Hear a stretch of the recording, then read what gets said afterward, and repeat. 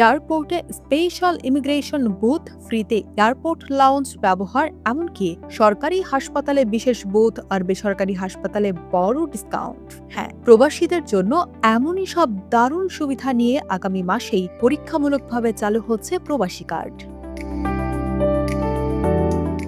নির্বাচনী অঙ্গীকার পূরণের লক্ষ্যে ফ্যামিলি কার্ড, কৃষক কার্ড ও ক্রীড়া কার্ডের পর এবার প্রবাসীদের জন্য বিশেষ কার্ড আনছে সরকার। প্রধানমন্ত্রী তারেক রহমানের সভাপতিত্বে অনুষ্ঠিত এক উচ্চ পর্যায়ের বৈঠকে এই সিদ্ধান্ত নেওয়া হয়েছে।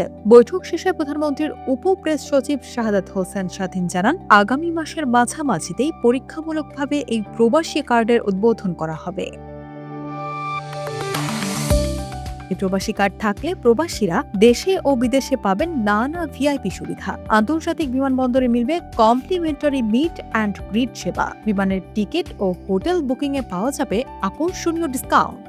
এছাড়া দেশে বিদেশে ন্যায্য মূল্য গাড়ি বুকিং এবং সিগনেচার কার্ডধারীদের জন্য থাকবে এয়ারপোর্ট পিক অ্যান্ড ড্রপ সুবিধা। সবচেয়ে বড় বিষয়, কোনো কার্ডধারী প্রবাসীর মৃত্যু হলে বিনা খরচে দেশে মরদেহ পরিবহনের সুবিধাও থাকছে এই প্রকল্পে।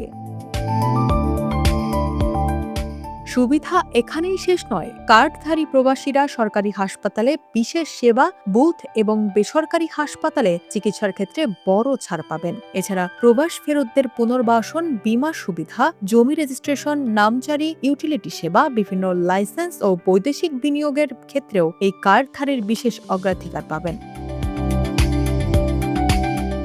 ব্যাংকিং লেনদেন সহজ করতে থাকছে remittance reward point, credit scoring ও ঋণ সুবিধা। এই কার্ডের মাধ্যমে প্রবাসীরা সরাসরি দেশে টাকা পাঠাতে পারবেন। পাশাপাশি এনআইডি, পাসপোর্ট ও কনসুলার সেবা পাওয়ার ক্ষেত্রেও লাইনে দাঁড়িয়ে ভোগান্তি পোহাতে হবে না, মিলবে বিশেষ অগ্রাধিকার।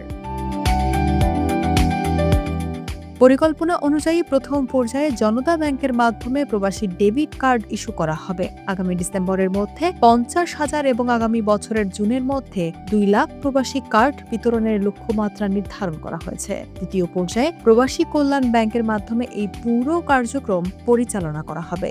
বৈঠকে প্রধানমন্ত্রী নির্দেশ দিয়েছেন, বিশ্বের যে কোনো প্রান্তে থাকা বাংলাদেশি প্রবাসীরা যেন এই সুবিধার আওতায় আসতে পারেন।